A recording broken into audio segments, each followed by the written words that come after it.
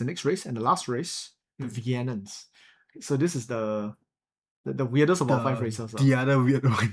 Yeah. This is the weirdest one, yeah.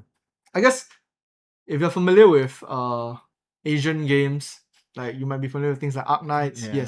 Yes. It's similar only visually. The Vianans are these are basically bird people, right? So amongst the mist shrouded peaks of Sakuji, right? It's the eastern continents. So this is your traditional, your eastern influence kind of a continent, your Chinese, your Japanese, your Korean, your Mongolia, Asia, lies the bountiful cities of the Reiba Empire, right? These guys are part of the empire where bird-like Vianans dwell. These Vianans train throughout their short lives in martial arts based on their clans, right, forming the greatest military force of Chorinthia, right? So the Vianans are is a martial race, and all of them are martially trained from young. Does that mean that all of them have martial masteries? No. Right? But in a roleplay setting and lore-wise, their families and their clans are all martially trained, and they want to pass on their teachings and whatnot to the next race, next generation, not race, next generation. They definitely don't teach you to the other races. Yeah. Because one thing they have to consider is that these things are designed for the Vianan body, and you'll find out why that's different in a moment. So Vianans don't live very long. They are the most short-lived race in all of Chorinthia. Traditionally, we don't, like in TTRPGs, races usually live longer and longer, but Vianans, we try to cut them shorter and shorter, right? Because they are initially, I remember when we first initially talked about the ages, I think they were supposed to be 80. And they were a bit too much. Yeah. And then we're like, okay, let's try 60. And then 60. And then we were like, I think at one point we were like, why not 40? Yeah, I mean, then we're like, wait, 40 is too much. 40 is like, like I just became an I have fought in the army for 20 years and then I die. Yeah, like if you're a Spartan and you're like 40, you just die of old age. Not even of fighting, right? So Vianans live up to 60 and then they mature at 12 years old. So they grow up much faster. They reach full size at 12 years old and then they are emotionally and physically mature. But they also die much faster. They age much faster. So you can see Vianans like burning through the energy of their life. And culturally, they hold their clan's values and honor in very high regard. So all the Vianans are very much so like a familial kind of like clan focused race. They also have a culture of practicing martial arts as part of their society, and that's dependent on the clan. What clans? We'll get to that. So size 5 to 6 feet. They are the normal range, but they weigh half as much as a human of the same height. That ties us down to the last point, but we'll get to that. So speed wise, 30 feet of movement. Languages you can speak read, write Common and Vianan. So Vianan is in a very similar form to Elvish. There's a lot of writing about it, but one of the biggest differences between Vianan and other languages is that the Vianan language is typically used for calligraphy, right? So you might, if you're familiar with our real life calligraphy, like Chinese and Japanese, similar thing. And now, this is the only race that has an additional trait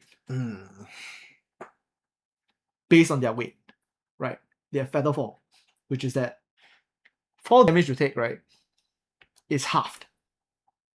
And you do not take fall damage from a fall equal to or lower than your jump height. So if you, for some reason, you can jump really high, falling down, that same height does not deal any damage to you, right? And if you were to fall from a higher height, you take half damage. This is purely because of your weight, right?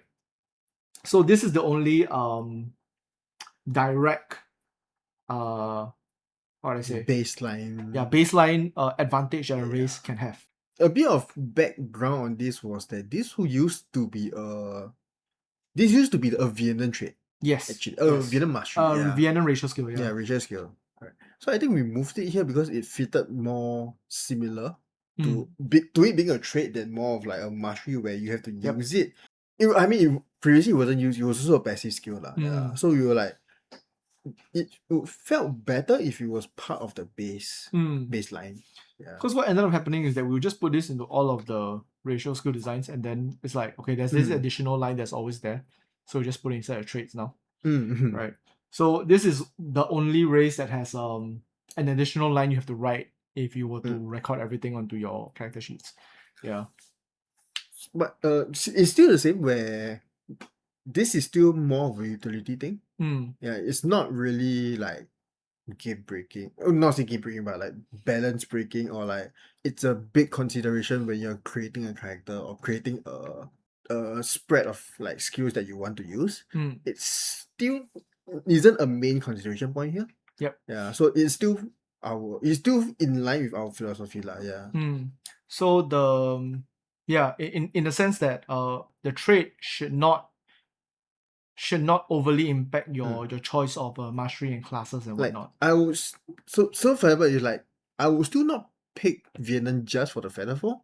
Like I would pick Vianan for like maybe one of the passive that we might talk about. One of the one other of the ratios, traits, the ratios that we'll talk about later, lah. Yeah. Mm. Like it's a bonus to have. Yeah, so you can compare this to the fact that claimants can mount medium creatures, but that's by nature of them being small, right? Like, but will we see more of this in the future? Maybe not. We shall see. Like, let us know what you think. Yeah. Right. Maybe this is more fitting to a sub race, stuff like that. Yeah. So let's move on to the sub races, right? So the Vianans are a matriarchal society, and they have like this Spartan-like kind of like martial fervor. And if you're familiar with like Spartan societies, like they take out kids from a very young age and then they train them to become like an army, right? So you can think about it in the same way, where from young all the Vianans are trained like Shaolin monks, right? And based on their clans, they're trained in different ways. So these clans, right, are tied to sacred birds.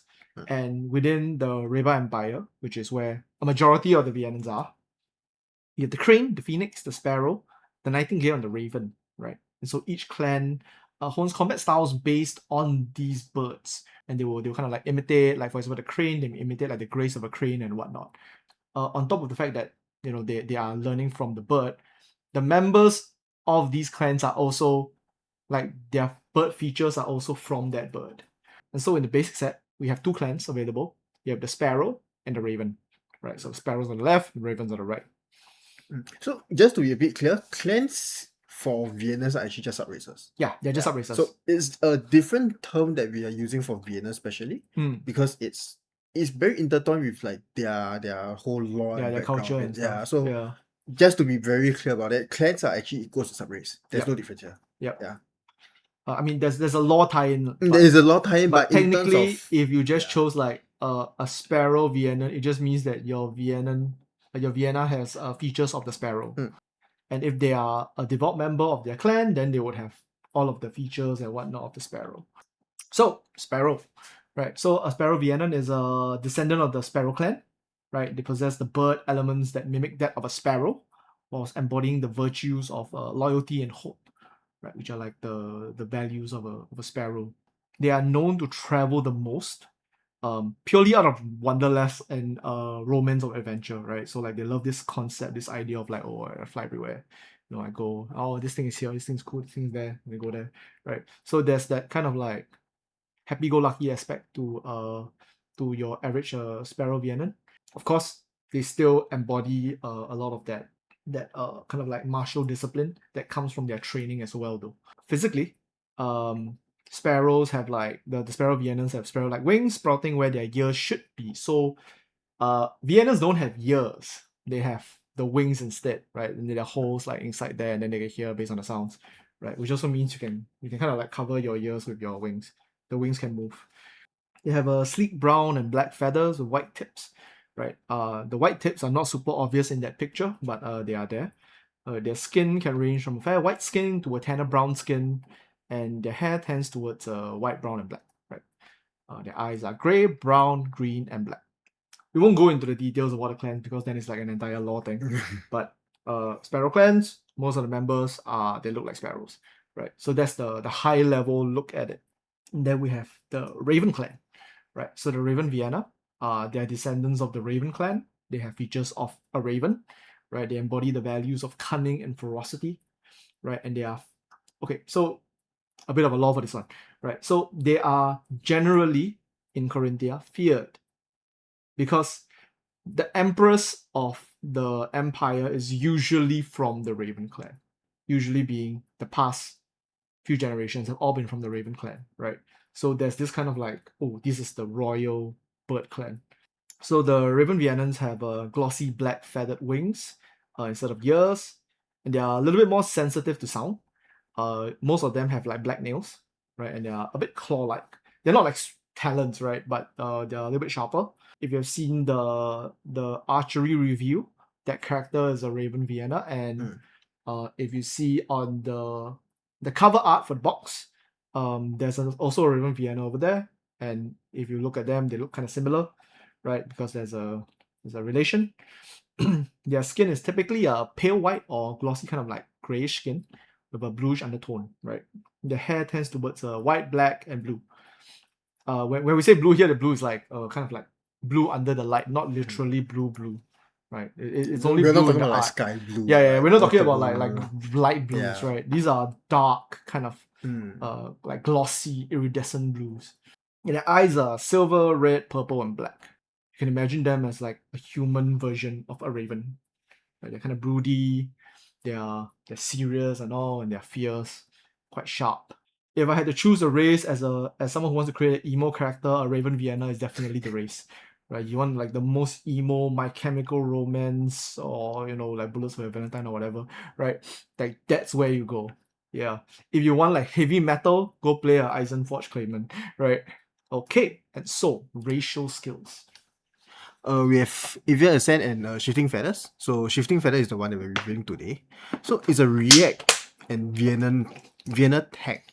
It's a reaction skill. So it's similar to like in D&D your opportunity attack. Opportunity attack. Yeah. So it's similar in that it's a skill that you use when something happens.